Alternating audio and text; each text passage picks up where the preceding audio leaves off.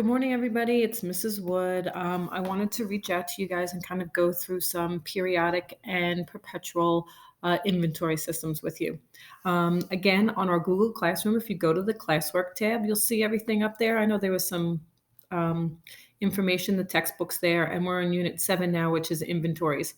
Everything as far as the notes and all of the normal stuff that I would hand out is all right here underneath 7 inventories.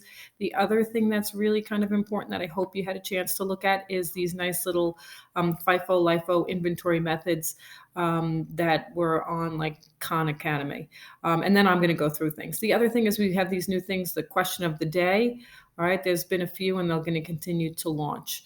So I wanted to go through, and this goes along with the packet, but I'll just do it a little bit differently, is I've got this template here set up for you guys. I'm going to put it up on the classroom, and it's periodic inventory and then perpetual inventory. So two different grids all on the same thing right here for you. And what I wanted to do is kind of walk through one of each. So I'll do a video on periodic and I'll do one on perpetual. Here's the first thing. What's the difference between periodic and perpetual? Remember, I think I ask this all the time in class. Periodic is that you would do the inventory either at the end of the month, the end of the quarter, the end of the year. And perpetual means every time we sell something, we're updating our inventories. We're going to start with periodic first. Just because it has all three. It will have FIFO, LIFO, and average cost. So we have our FIFO, our LIFO, average cost. So let's look at this little problem we have here in front of us. We walk into the warehouse, we have 10 units left, and you know I like bananas, so maybe we have 10 bananas left. Therefore, we sold 65 units. Figure out the inventory under each of the inventory costing methods, FIFO, LIFO, and average cost.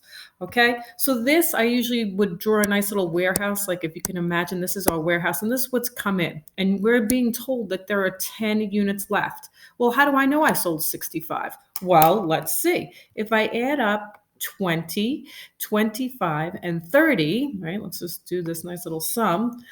How many units did we have that came into the warehouse?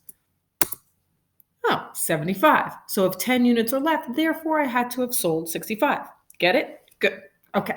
So that's usually, we'll kind of put things into this nice little grid or this warehouse and kind of figure it out.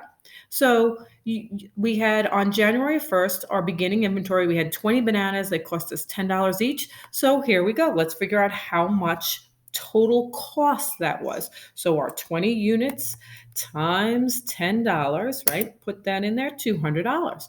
Beautiful. Then we have on January 15, we purchased 25 bananas and they cost us each $15 each banana. So what's the total cost of that? 375. Then let's look at on January 31st, I'm sorry, we had 30 bananas that we purchased and they cost us $20. Okay, so we multiply that out, we have $600 for the total cost of that. So if we were to look at this in our warehouse, right, we had 75 bananas come in and they cost us different things. At the beginning of the month, it cost us $10. In the middle of the month, it cost us $15. At the end of the month, it cost us $20.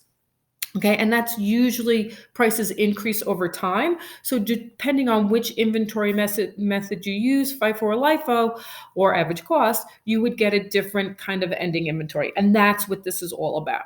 Okay, so let's look at what our total dollar amounts in our 75 bananas that went into our warehouse. And I'm just going to do some, make it easy because it's Monday. And we add all those up. Oops, sorry, my bad. Equal sum 7 to 9, enter, and there it is. Okay, so we have what? 1,175 total dollars worth of bananas that went into our little warehouse.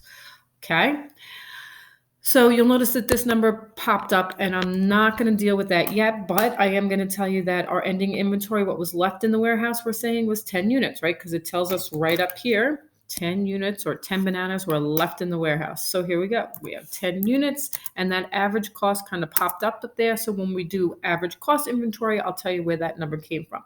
It came from here. Our total dollar amount that went into the warehouse, and we had a total of $75, 75 bananas. So our 1,175 divided by 75 gives